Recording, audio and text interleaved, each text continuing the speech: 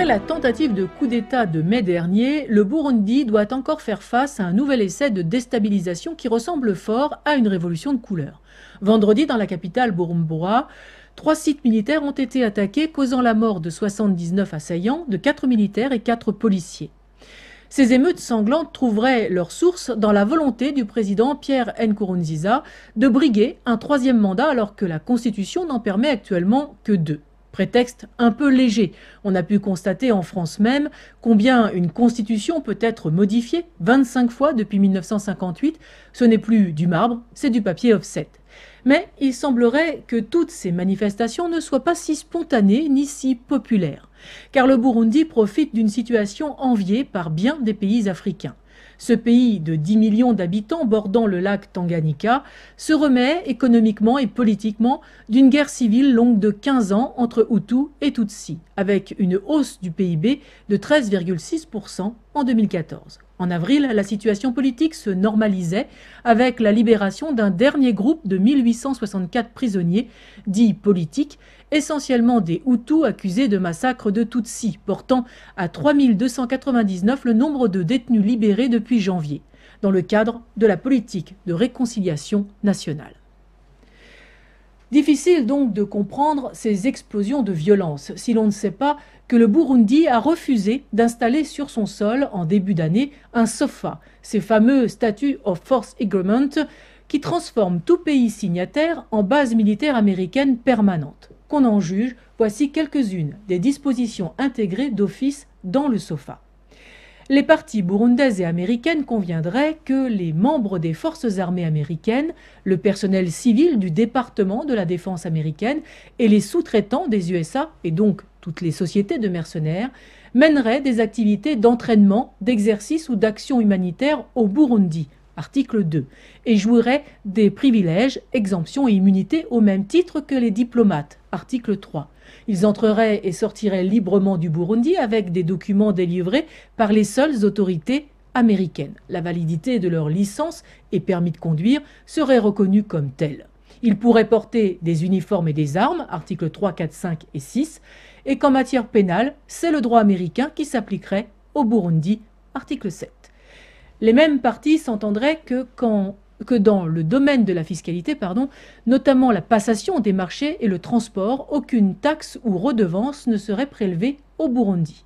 Le département de la Défense, le personnel civil et les sous-traitants des USA seraient habilités à exporter du Burundi tout bien meuble, équipement, fourniture, matériel, services, toute technologie et formation sans inspection, sans licence, sans taxe ni redevance sur tout le territoire du Burundi. Leurs navires, véhicules et aéronefs seraient exemptés de toute redevance, articles 8 à 10.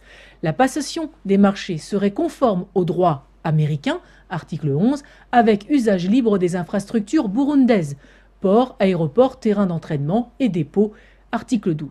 Dans le domaine de la télécommunication, la partie américaine aurait le droit d'utiliser tout moyen et service disponible pour exploiter le spectre des fréquences radioélectriques, article 13. Comme on peut le constater, c'est ni plus ni moins qu'une colonisation forcée visant à transformer le Burundi en porte-avions américain au cœur de l'Afrique, juste aux frontières de pays stratégiques et de richesses minières convoités comme le Rwanda, la République démocratique du Congo ou encore la Tanzanie.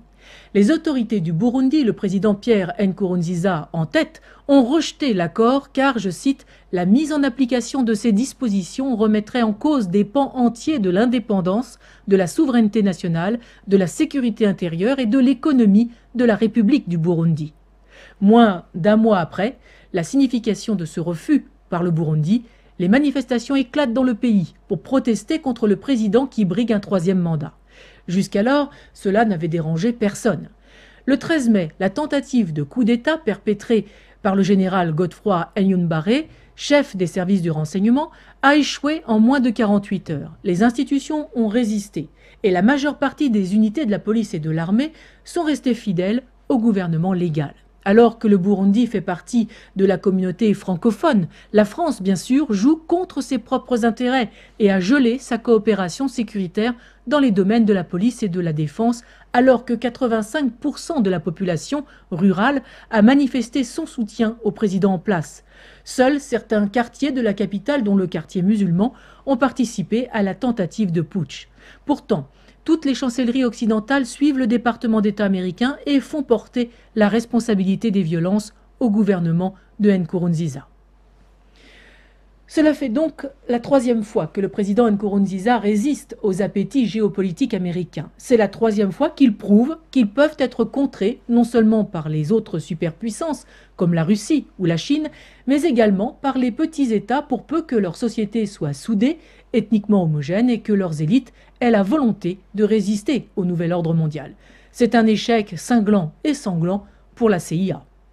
La presse occidentale a exploité les attaques de vendredi pour tenter de déstabiliser le gouvernement en affirmant que l'armée aurait abattu des adolescents désarmés commettant un massacre sans nom. Mais pas une photo ne confirme les faits, pas un témoignage n'accrédite cette version des faits.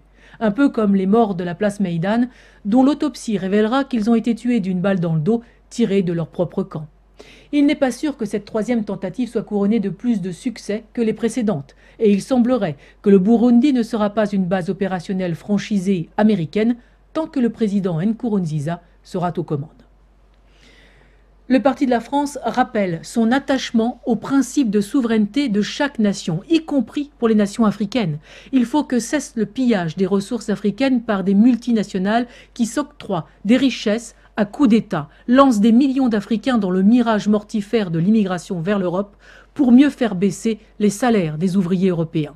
La diplomatie française doit reconnaître la légalité du gouvernement du Burundi et lui apporter l'aide nécessaire au rétablissement de la sécurité et de la justice, conformément aux accords de défense que nous avons conclus avec ce pays francophone.